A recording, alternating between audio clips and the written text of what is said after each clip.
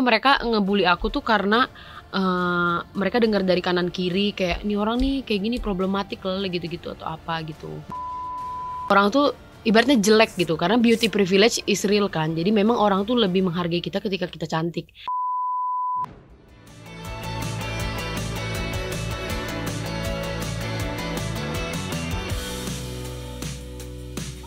Waktu SMA tuh punya temen banyak tuh suatu kebanggaan besar gitu gak sih, kayak gue terkenal nih gitu kan, banyak yang suka sama gue gitu. Kalau dulu aku mungkin survive ini sih bully ya selama aku 3 tahun di SMA, makanya dulu aku sampai kayak masih punya trauma yang cukup besar sampai hari ini. Padahal itu udah 8 years ago I think, 2016 ya sampai 2019 gitu. Sekolah itu selalu bawa botol minum yang gede banget yang kayak segini gitu kan.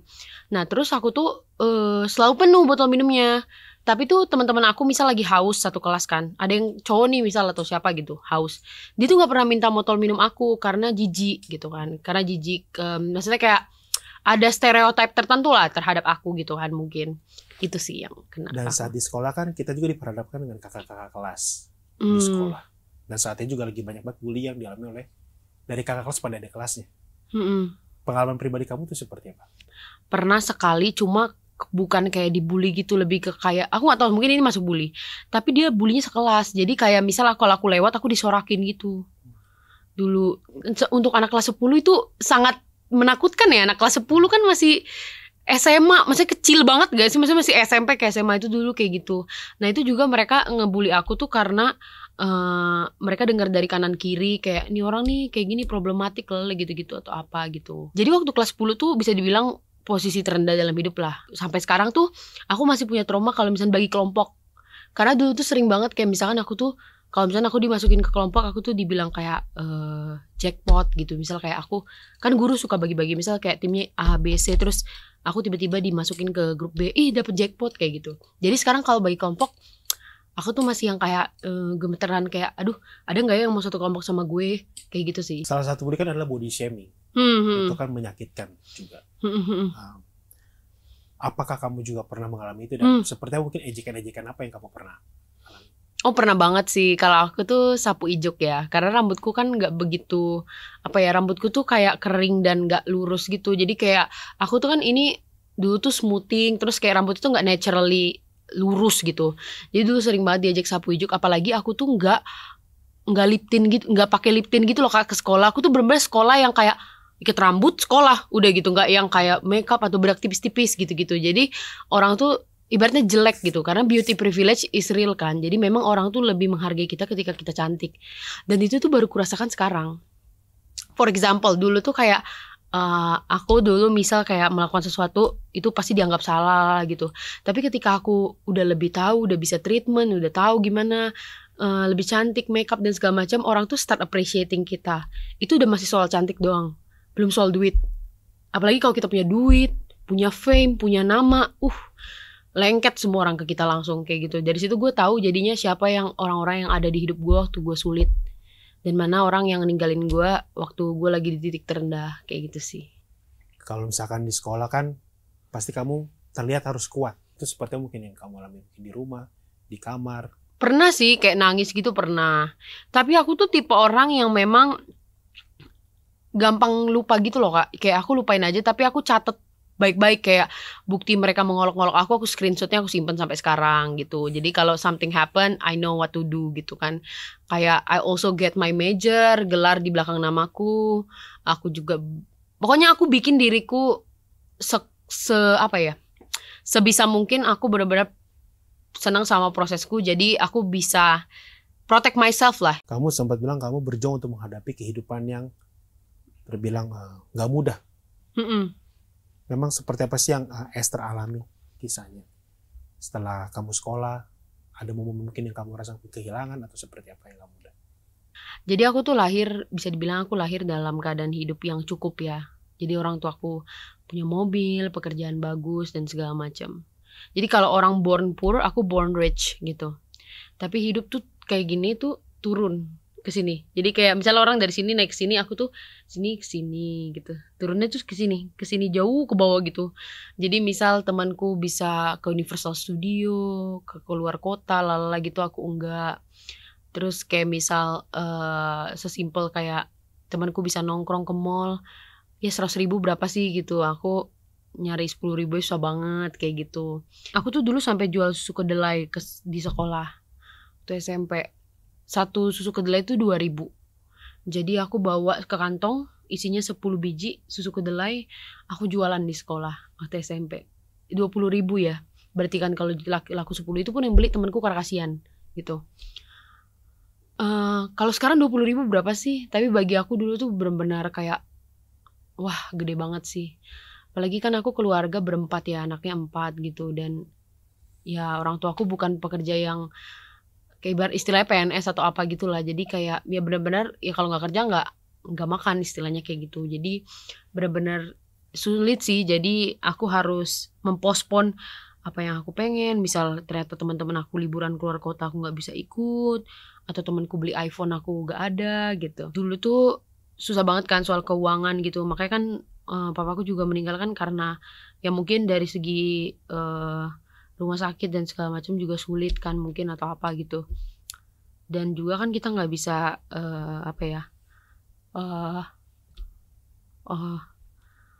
orang lain gitu. Maksudnya kayak rumah sakit kan nggak bisa sendirian gitu kan.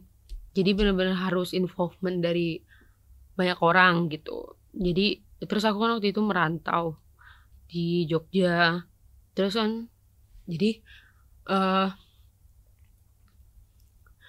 waktu apa ya? Aduh, maaf banget ya. Jadi waktu apa ya? Waktu pergi itu aku kan di Jogja, terus ayahku kan di Riau gitu. Jadi aku nggak pernah. Jadi even waktu papaku meninggal aku nggak di sana gitu. Jadi aku nggak tahu what's happening gitu. Aku orang terakhir yang tahu gitu. Kayak gitu sih paling. Itu sih yang sulit banget. Karena kan mungkin apa ya? Aku tuh sulit karena kan adikku masih 5 tahun gitu. Aku masih 20 tahun. Terus aku kan adikku banyak gitu. Jadi ya susah dulu susah banget lah. Nah, dia itu tuh dari dulu kerja terus dari dia muda. Jadi kayak capek kerja terus. Pas dia udah capek kerja malah sakit lah gitu-gitu. Jadi dia nggak bisa menikmati. Not even pergi ke luar negeri. Not even kayak kerja capek-capek 30 tahun kerja tuh nggak bisa nikmatin uang itu kan sedih banget ya gitu ya. Jadi kayak gue ngeliatnya kayak aduh sedih banget gitu. Makanya dari aku jadinya belajar oh ternyata penting ya untuk memanfaatkan momen hari ini. Makanya aku bela-belain kayak pergi ke luar negeri sama mamaku. Karena aku gak tahu siapa yang pergi duluan. Entah aku atau mamaku duluan, gak ada yang tahu gitu ya. Tapi ya menurut aku all by his grace sih. Aku gak bisa survive kalau gak ada Tuhan Yesus sih. Makanya aku kalau nonton film misal ada adegan ayahnya gitu gak bisa nonton aku kayak gitu. Karena nanti nangis-nangis kayak gitu kan. Terus lebih ke iri aja sih, misal kayak lihat orang lain masih lengkap keluarganya, atau misal kayak orang tuanya sehat gitu sih. Itu yang cukup sulit ya, karena kan kita belum ada yang nikah.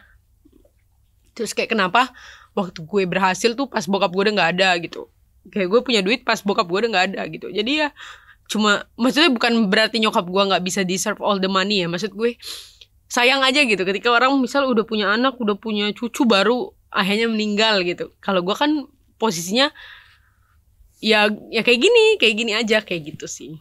Banyak hal yang udah kamu lalui. Dari kamu dibully, kamu mengalami kehilangan, dan kamu tadi bilang masalah mungkin dikasih Tuhan supaya kamu bisa menjadi kuat seperti ini. Apa aja sih mungkin kebaikan Tuhan yang kamu sadari? Wah ternyata memang maksud Tuhan seperti ini ya.